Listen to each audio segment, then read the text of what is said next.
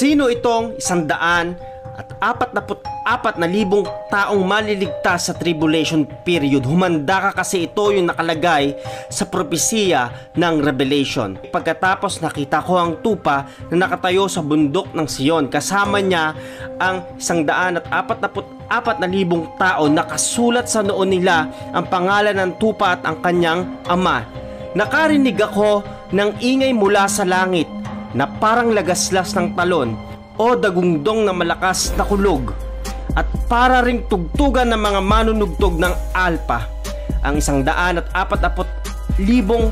tao ay umaawit sa harap ng trono ng 4 na buhay na nilalang at ng mga namumuno bago ang kanilang awit, at walang nakakaalam maliban sa kanila. Maraming nagkiklaim na religious group na sila daw yung maliligtas lang na 144,000 sa Book of Revelation.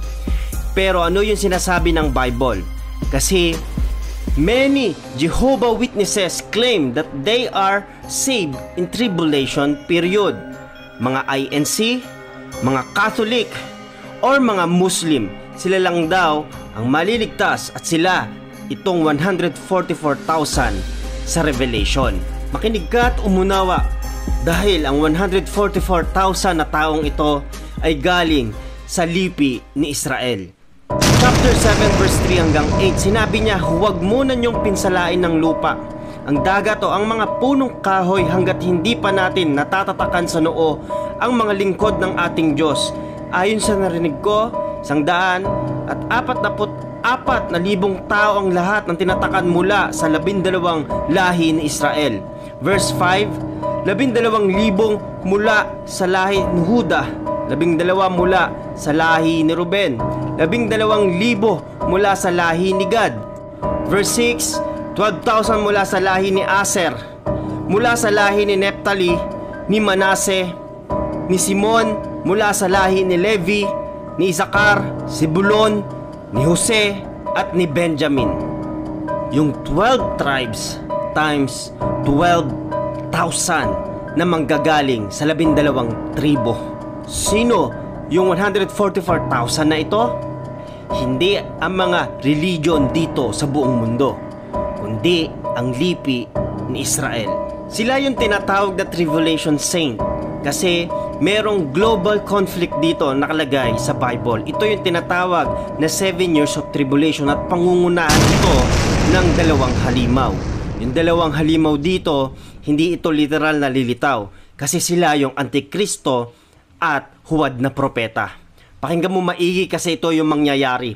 Revelation chapter 13 verse 1 hanggang 3. Pagkatapos may nakita kong halimaw na umaon sa dagat. 7 ang ulo nito at 10 ang sungay.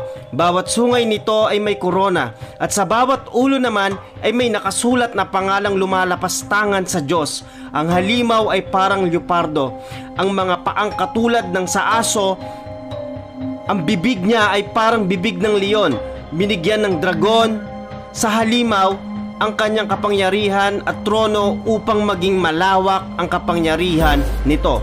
Nakita kong isa sa mga ulo ng halimaw ay parang pinatay, ngunit gumaling na ang mga matitinding sugat nito, kaya humanga sa halimaw ang mga tao sa buong mundo at naging tagasunod sila nito.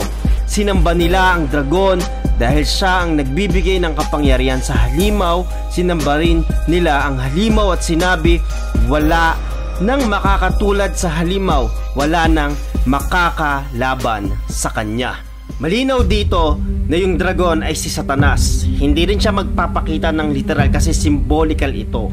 Yung gagawin niya sa buong mundo sa huling panahon ay distraction sa pananampalataya sa Diyos kahit sa buong mundo.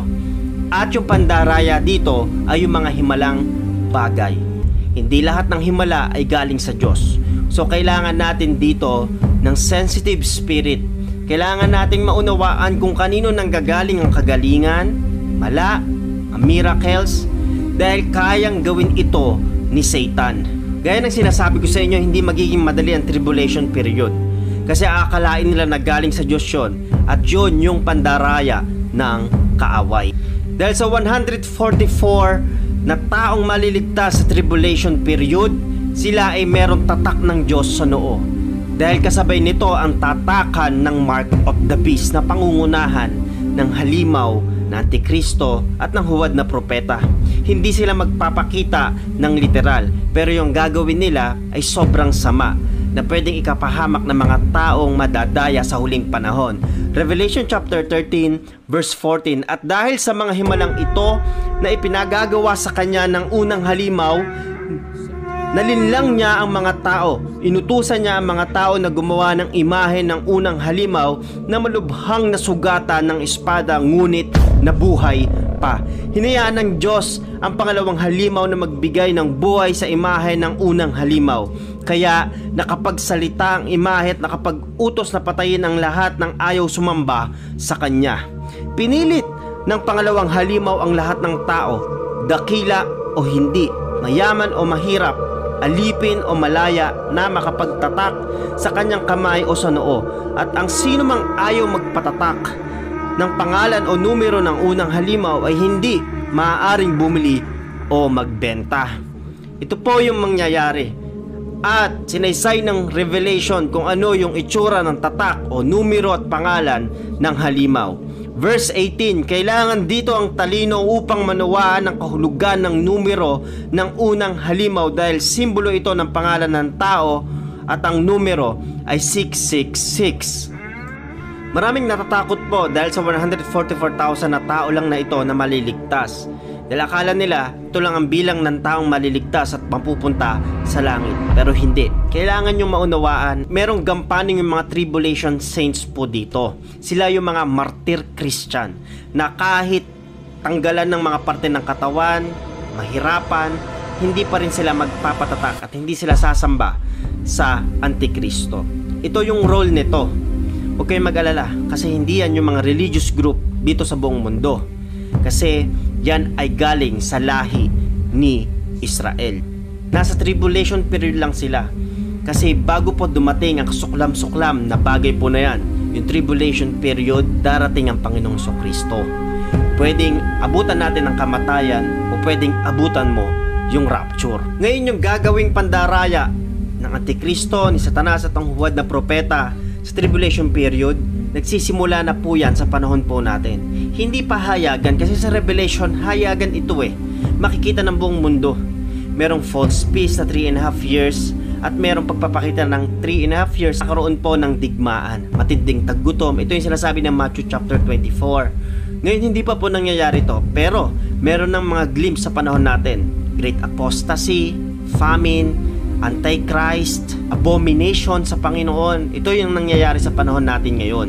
Ginawa ko yung video na to para sagutin yung mga tanong po ng mga mananampalataya, kahit ng mga follower po ng page po na ito o kahit ng YouTube channel po na ito, na hindi natin dapat pagtuunan ng pansin ng mga bagay na ito. It's not about satisfying our curiosity kung sino yung 144,000 na maliligtas sa tribulation period. Ang pinakamahalaga dito, kung ano yung sitwasyon mo at relasyon mo sa Panginoon. Baka isa ka na sa nadadaya ng gawa ng kaaway. Ito yung sign na tayo ay makapanumbalik na sa Panginoon. At kung meron pa rin tayong ginagawang lihim na kasalanan o hayagan sa harapan ng tao, ito na yung panahon para tayo manumbalik sa Panginoon dahil malapit na pong maganap ang mga bagay na ito. At ito ang sabi ng Panginoon sa Revelation. Pakinggan mo, kapatid. Revelation chapter 14 verse 13. Pagkatapos may narinig akong tinig mula sa langit na nagsasabi, isulat mo ito, mapalad ang mga taong namatay na naglilingkod sa Panginoon. Mula ngayon, makakapagpahinga na sila sa mga paghihirap nila dahil tatanggapin na nila ang gantimpalang para sa mabubuti nilang gawa at ito ay pinatotohanan mismo ng banal na Espiritu. Ito ang inihintay ng mga mananampalataya, our blessed hope, si Jesus Christ. Ngayon, hindi na natin hihintayin dumating yung tribulation period. Ngayon pa lang, pwede na tayo manumbalik sa Panginoon. Pwede na tayo maglingkod ng tapat sa Panginoon. At ginawa ko yung video na ito para isa ka sa gamitin ng Panginoon na i-share mga information po na ito at matransform ang buhay ng bawat makakapakinig. Ang prayer ko sa iyo, kapatid, ay lalo kang lumalim sa pagkaunawa sa Biblia at lalong makaganap sa kalooban ng Diyos. Samahan ka ng banal na Espiritu gaya na nagpapatotoo mula dito sa mundo papalapit doon sa trono ng Panginoon hanggang sa huling panahon. Di na ito yung time para makipagtalo sa mga kapwa Kristiyano. Ito na yung time para i-share si Jesus, i-share yung salvation. At hindi ma-promote yung division, hindi ma-promote po kung sino yung mas magaling mag-explain, sino yung mas magaling magsalita. Ito yung panahon na para magtulungan at magkaisa mga mananampalataya. Salamat kapatid kung nakarating ka sa huling part ng video ito. Marami ka nawang natutunan. Kung meron kang tanong, let me know in the comment section. Kung agree ka sa mga sinabi ko, follow and subscribe kung nakarating ka sa YouTube. God bless you kapatid. Hanggang susunod na pagkikita, ito yung lingkod, Pastor Gab Bueno. God bless po.